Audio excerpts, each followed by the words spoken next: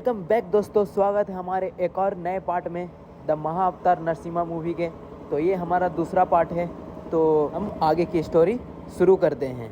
तो वो जो गांव वाले थे उनको मतलब उन दोनों भाई राक्षसों के बारे में पता नहीं था और वो उनसे परिचित भी नहीं थे कि वो कितने खतरनाक और शक्तिशाली हैं। वो दोनों भाई आते हैं और उस जगह को पूरी तरह ख़त्म करने पे लग जाते हैं और वहाँ पे जो भी है सब कुछ तोड़ फोड़ करने लगते हैं और जो भी गांव में बसते हैं सबको मारने लगते हैं और सबको ख़त्म करने लगते हैं। वहाँ के जो लोग रहते हैं वो लोग शील्ड भी लगाते हैं, तो वो दोनों भाई मिलके उसे तोड़ देते हैं एक झटके में। तक कि वहाँ के लोग बहुत ज़्यादा प्रयास करते हैं अपने आप को बचाने के लिए। वो कुछ हथियार का भी इस्तेमाल करते हैं, वो कुछ अपनी ऋषियों के साथ मतलब कोई शक्ति का इस्तेमाल करके वो कुछ करते हैं, उन पर विम छोड़ते हैं, तो तब भी उनको कुछ नहीं होता है, उनको एक भी कुछ नहीं कर पाते और वो इसी तरह वो दोनों मिलके पूरे गांव को तबाह कर देते हैं।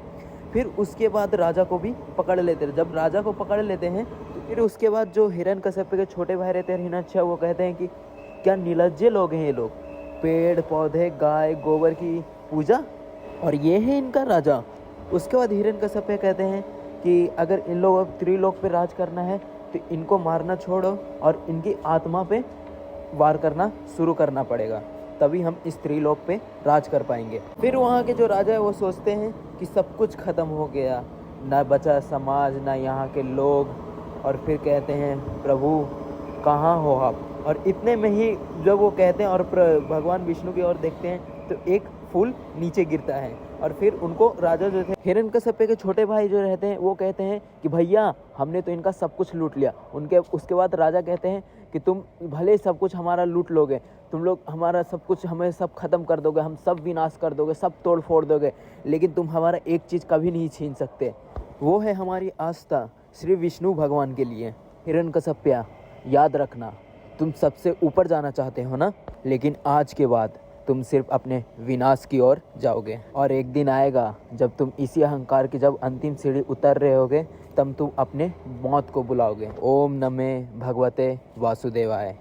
ये बात राजा कहते हैं और फिर हिरण्यकश्यप गुस्से में उनको उसी समय मार देते हैं। इसके बाद हिरण्यकश्यप और हिरण्यक्ष दोनों भगवान विष्णु के बारे में कुछ उपशब्द बातें करने के बाद हिरण्यक्ष कहते हैं कि इन तुच्छ हाथों से एक एक जीव का नाश होगा। फिर हिरण्यकश्यप कहते हैं कि तुम कितना भी विनाश कर लो ये छुप के ही रहेंगे। फिर हिरण्यक्ष कहते हैं कि मैं पूरा भूलोक ही छुपा दूंगा, तब वो उनको आना ही पड़ेगा। उसके बाद हिरण्यकश्यप कहते हैं कि उनको आना ही पड़ेगा, भूलोक नहीं, भूलोक मतलब धरती, उनको भूमि को ढूंढने आना ही होगा।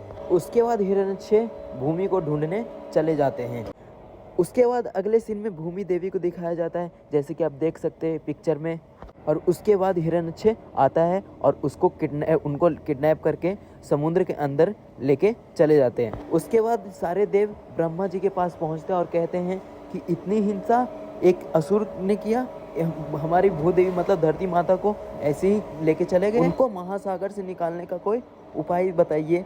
तो ब्रह्मा जी कहते हैं कि उनको अभी सिर्फ भगवान विष्णु ही बचा सकते हैं। इसके आगे के स्टोरी में भगवान विष्णु जी अवतार लेते हैं और वो मैं बताऊंगा आपको अगले पार्ट में। Thanks for watching.